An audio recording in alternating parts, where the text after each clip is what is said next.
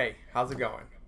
All right, so I want to start with this conversation here with you, this lecture, if you will, and I want it to be guided on the foundation, the principle of beginning a relationship.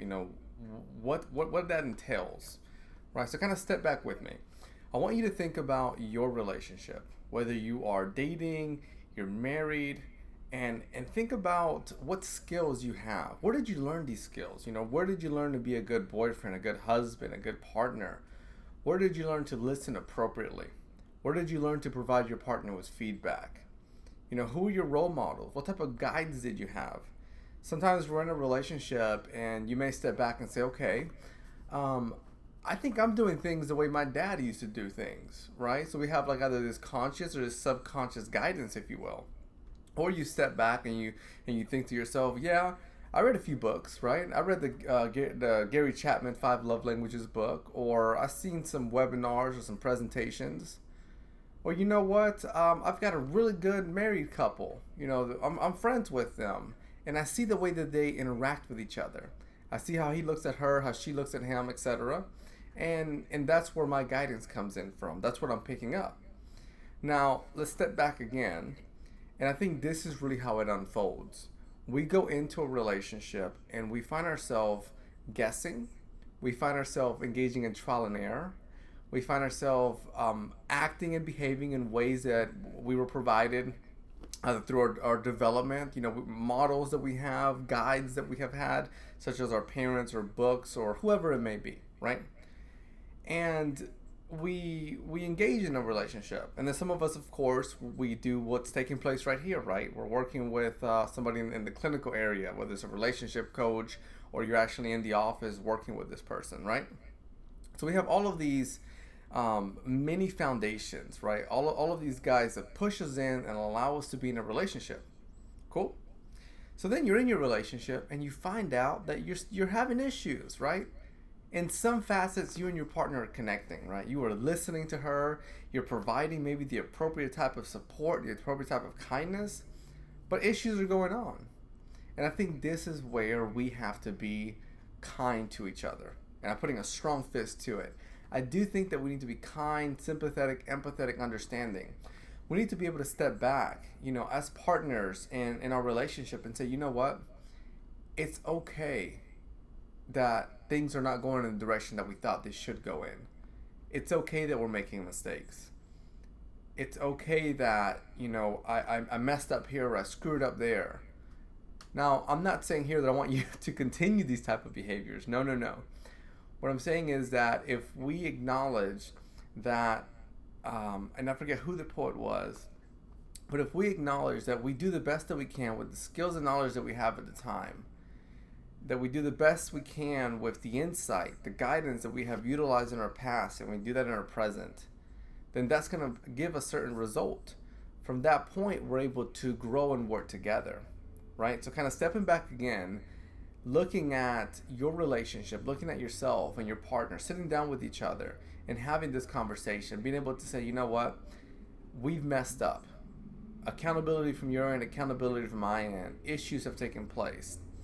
But let's not break each other down. Let's look for ways that we can build each other up. And that's the second step that I want us to move from. So again, the first step is that we need to acknowledge issues may come up, and it's usually due to our foundation, due to where we developed and how we developed, who guided us. And then the second step in addressing an issue is being able to step back with your partner. You step back, let them step back, and then allow each other to support one another without that decree, without that want or need to want to destroy that person, to want to break them down, to want to hurt them to the point that you want them to feel what you feel.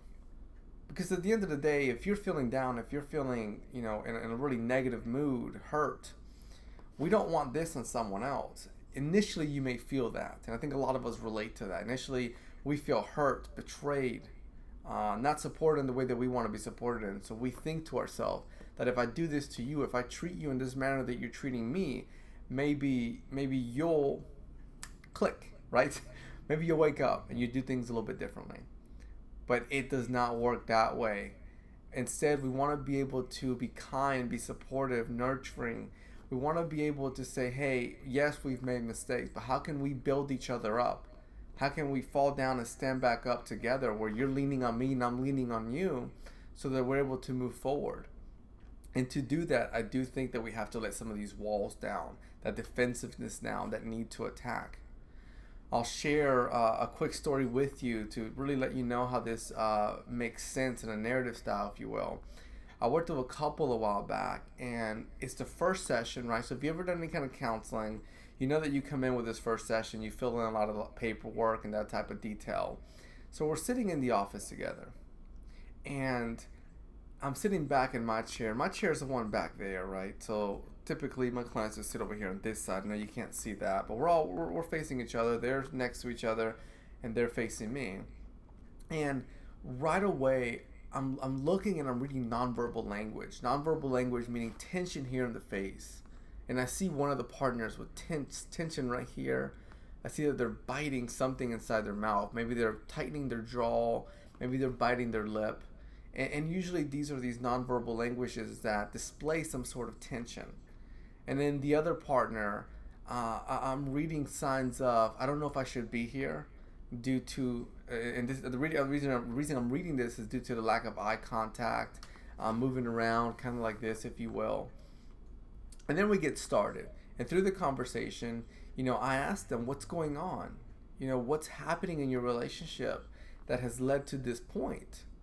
I want to be able to understand that so we can work together to engage in accountability, to figure out what's taking place, how do we learn from it, how do we grow from it, how do we heal from it, and then how do we move forward in a very different way, right? We don't want to return to that past relationship because it had some issues in there. And then right away when that question broke out, it was as if a boxing match took place. They were ready to attack each other, ready to defend, tick for tack. You say this, I say this. You hurt me with this comment, I hurt you even more with this comment. And I'm sharing this with you so you're able to look back at your relationship. You're able to look back at different points in your marriage, in your relationship, and you're able to think, okay, are we doing that? Because if you are doing that, then that means that there's a lack of growth. That means that we're being blocked by this really dark cloud in front of us. And usually that dark cloud connects to damage, connects to hurt internally that we feel. So with that couple, they're sitting there and they're going back and forth. I stopped them right away. And I stopped until there was no noise in the room. And then once there was a little bit of silence, I went back into not what they were saying, but more of how they were saying it. The nonverbal language. I shared with them that I noticed that you were pointing a finger right at your partner. I noticed that you yelled. I noticed that you used profanity. You cursed them out. I noticed that at one point you stood up and you wanted to leave the room. Right? So I share these type of actions, these type of behaviors, because they're very disconnected from the issue, right? There's going to be issues in a relationship. But if you look at the action, think about your relationship. Your relationship, my relationship, all of our relationships. You are with your partner because you care about them, because you love them, because you honor them. You want them to grow, you want them to prosper, you want them to do well in life. And you want to be right there by their side. You want to support them, right? You want to be that person that's, putting an arm over and then really helping them up in life, if you will. And that's where it makes no sense. It does not parallel. It doesn't make sense that we want to use profanity towards our partner, that we want to yell at them in a demeaning manner, that we want to attack them, belittle them. These type of behaviors, these type of actions, whether they're verbal, such as saying a profanity, or nonverbal, like pointing gestures, they highlight a strong level of disrespect.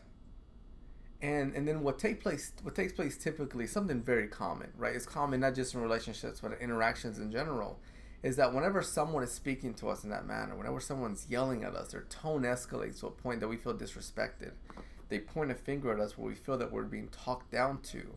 We're being hurt, if you will. That gives us an opportunity, the one receiving the message, to have a fire lit under us, a fire where we may react in the same way. And that's where I really want to guide you and encourage you not to do that, not to react in the same way, because you don't like the way that you feel in that moment. So why do we want to react in that reciprocal way? Why do we want to react in that same way? Because if we do that, then our partner is likely to feel in that way. Think about that just for a second. Take it back with you. Dive in a little bit deeper so you're able to really acknowledge what that means and how that may relate to your relationship and to your interaction with your partner. Now, let's kind of step back a little bit before we close in this lecture, if you will. Again, we're looking at the foundation, the concept that many of us, I believe most of us, do not have strong guidance in guidance that allows us to have like this, perfect, if you will, concept of a relationship. And because of that, we have to be supportive of each other. We have to say, hey, you know what? At times we're going to make mistakes. At times I may slip up.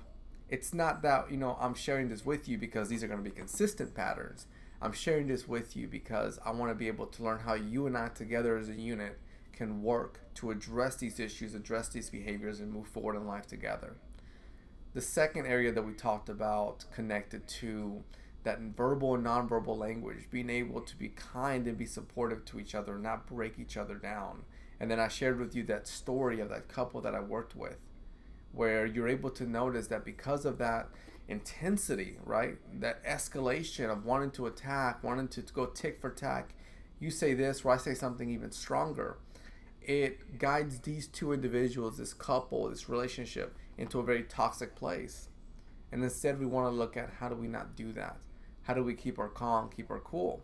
And there's many activities that we can do to allow us to hone that down, to be able to not engage in that manner, not react in that manner. So I do hope that this video was supportive to you, and I want to thank you for taking time, to sit here with me, to listen to this. Also time to dedicate to your relationship. I think it's important to connect to that because you don't have to be watching this. You don't have to be investing in yourself, in your relationship. So that voluntary act highlights a strong level of commitment. And I think that a conversation should and hopefully does take place between you and your partner, one of gratitude and appreciation for being able to invest in your relationship. All right, take care.